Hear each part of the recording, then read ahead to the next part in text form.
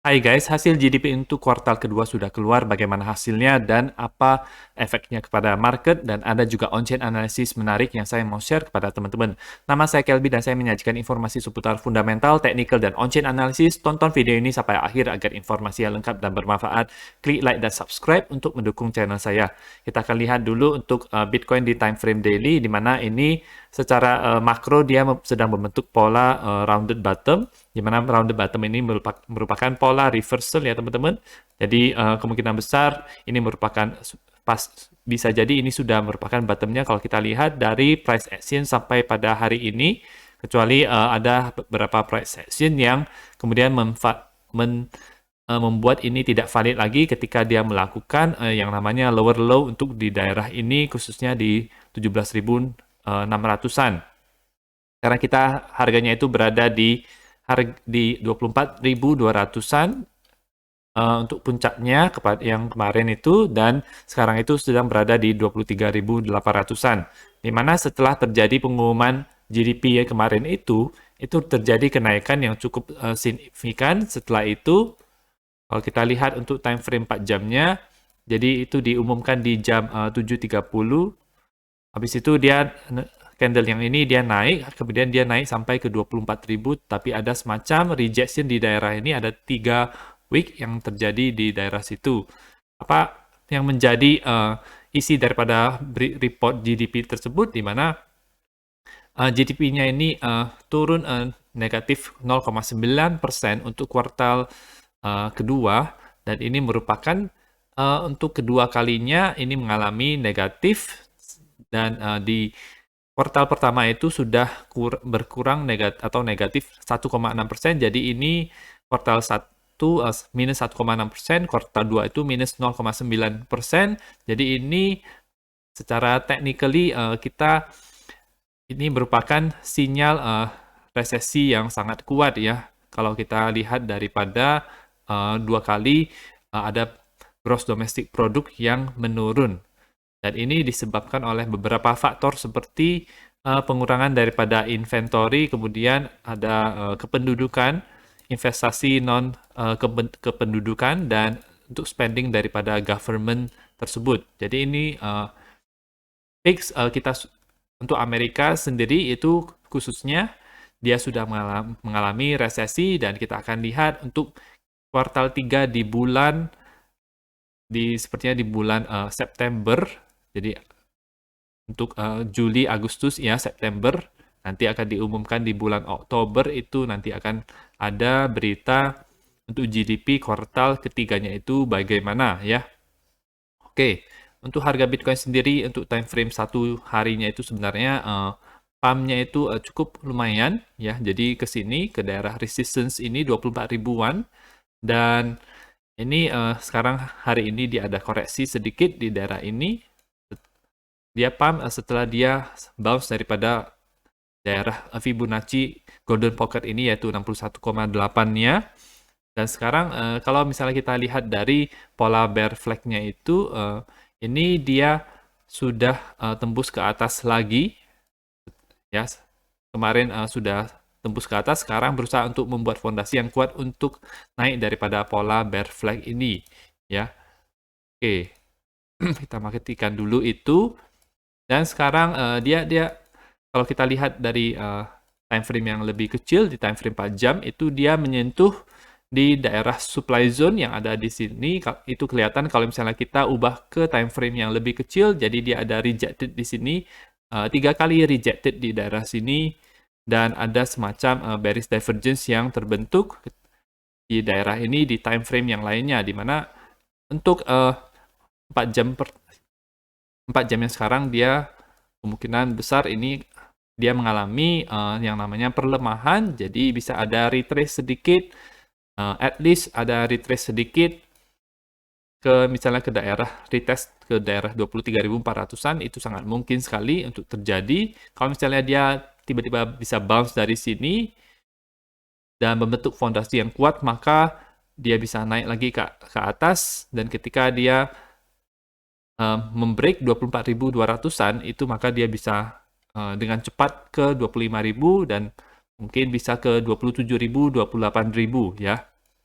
Tapi kalau misalnya ini kita lihat secara fraktal, ini mirip sekali, dan apa yang menjadi prediksi kemarin itu mirip sekali dengan situasi di sini. Jadi ini juga ada sama, jadi naik-naik dulu, ada 3 kali. Candle 4 jam ini dia naik, kemudian habis itu turun di candle 4 jam yang ini, habis itu di candle yang ke-6 ini dia kemudian turun. Jadi sekarang kita berada di yang keempat, habis itu kelima, kemudian ke-6 itu di mulai jam 3 sampai ke jam 7 malam. Jadi kita akan lihat apakah untuk sampai nanti malam apakah dia akan bearish atau malah bisa bullish. Kemungkinan akan ada pullback sedikit, koreksi sedikit karena dia sudah cukup tinggi dan berada di daerah overbought di sini di daerah 70 untuk RSI-nya. Kalau kita lihat untuk time frame yang lebih kecil, time frame 1 jam itu ada bearish divergence. Jadi ketika harga naik itu ini RSI-nya itu tidak sekuat atau setinggi yang sebelumnya, jadi kemungkinan koreksi itu bisa terjadi dan sudah terjadi cross 2 kali juga di sini. Ada red dot di daerah ini juga red dot yang besar, red dot yang besar yang di sini. Meskipun money flow masih hijau, tetapi sudah ada tanda-tanda awal terjadinya bearish divergence tersebut. Dan ini ada bearish divergence juga untuk MACD-nya ya teman-teman. Jadi itu adalah untuk analisa untuk time frame 1 jam dan bisa jadi ini mirip sekali, mirip dengan pola diamond tetapi tidak terlalu ekstrim di bawahnya.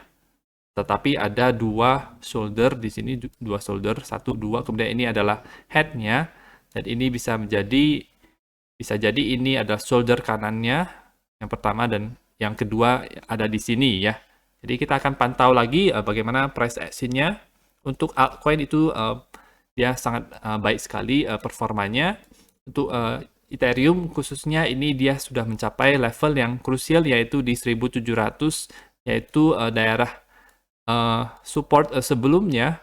Jadi Ethereum ini dia tertahan di garis ini. Dia close-nya itu, close daily-nya itu tertahan di garis support ini. Kemudian hari ini dia ada penurunan sedikit.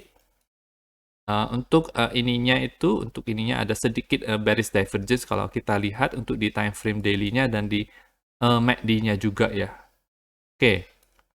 Money flow untuk Ethereum itu sedikit menurun meskipun terakhir ada green dot. Jadi ada sedikit tanda-tanda awal bearish untuk Ethereum, tapi kalau misalnya whale mau ini agar naik lagi itu bisa-bisa saja itu bisa menembus atau membatalkan apa yang dikatakan oleh indikator ini. Jadi kita harus melihat sesuai dengan pergerakan harga yang ditentukan oleh whale ya teman-teman. Break daerah ini yang merupakan garis support yang cukup penting, maka dia akan at least ke daerah 23.400-an untuk Bitcoin. Untuk Bitcoin dominance ini yang realnya itu dia semakin menurun sampai pada hari ini juga tanggal ini untuk yang kemarin. Jadi yang hari ini belum kelihatan ini jadi sampai kemarin dia menurun ke 65,61%. Untuk yang Bitcoin dominance yang biasa yang ada di trading view itu dia masih sideways saja berada di sini level 42,3%. Belum ada arah yang jelas, arahnya sebenarnya masih ke bawah, tetapi ada konsolidasi sedikit, jadi tidak terlalu cepat ke bawahnya. Ya. Dan ini adalah on-chain analysis yang saya mau share kepada teman-teman, di mana ini ada 3 on-chain metrics yang di-highlight. Kalau kita lihat, ini ada di CryptoQuant, dari penulis verified-nya biasanya. Oke. Jadi kita baca dulu belum sesuai dengan gambarnya. Yang pertama adalah realized price-nya. Jadi realized price-nya itu telah memberikan signal kepada market bottom di cycle-cycle sebelumnya. Untuk lebih penting lagi, harga Bitcoin itu tidak meng-cross atau menembus harga realized-nya itu di 2 periode sebelumnya, yaitu di 2018 dan 2020. Tapi sejak tanggal 13 Juni itu dia cross ke bawah dan ke atas 3 kali, memberitahu bahwa ini cycle ini unik karena melihat adanya situasi makroekonomik yang tidak bisa diprediksi. Dan ini ada, jadi tidak ada gambarnya, tetapi yang kedua itu adalah ini. Pada dasarnya yang pertama itu dia bilang kalau ini kita sedang berada di daerah yang bottom. Yang kedua itu adalah spend output H bands. Itu adalah koin-koin 7 sampai 10 tahun. Jadi di era Satoshi di mana ini harga Bitcoin waktu itu sangat murah sekali dan data per jamnya itu mengindikasikan bahwa whale-whale yang tua itu menggerakkan koin-koinnya. Ada sedikit kepanikan yang menyebabkan alert di on-chain-nya itu, tetapi tujuan terakhir daripada koin ini tidak kelihatannya bukan exchange, hanya harus ada investigasi lebih lanjut lagi, lebih granular atau lebih detail lagi mengenai pergerakan koin Bitcoin ini itu arahnya kemana yang dilakukan oleh whale-whale yang sudah ada sejak 7-10 tahun yang lalu. Kemudian ada metrik yang ketiga yaitu merupakan exchange whale ratio, yaitu jumlah whale yang menggunakan exchange untuk mengirimkan Bitcoin-nya ke exchange, di mana ini tujuannya untuk menjualnya. Kita lihat untuk EMA7 untuk metrik ini, di mana ini merupakan ini telah menjadi batas, yaitu batasnya itu 0,50. Jadi kalau misalnya tinggi itu maksudnya banyak whale yang menggunakan exchange, di mana banyak selling pressure. Kalau misalnya di bawah 0,50, maka selling pressure-nya itu lebih sedikit dibandingkan dengan kalau misalnya berada di atas, dan 7 dari 8 hari itu dia sudah berada di bawah 0,50. Ini menunjukkan kalau whale ratio yang rendah itu mengindikasikan selling pressure yang lebih sedikit, ya, yang lebih sedikit dibandingkan dengan sebelum-sebelumnya. Jadi apakah on-chain ini berkata dengan benar? Kita bisa tahu beberapa hari kemudian, 1 minggu kemudian kita akan tahu apakah arahnya itu, apakah ini hanya semacam fake out saja atau ini beneran pump yang bisa dipercaya. Itu kita harus lihat ya teman-teman, kita harus lihat.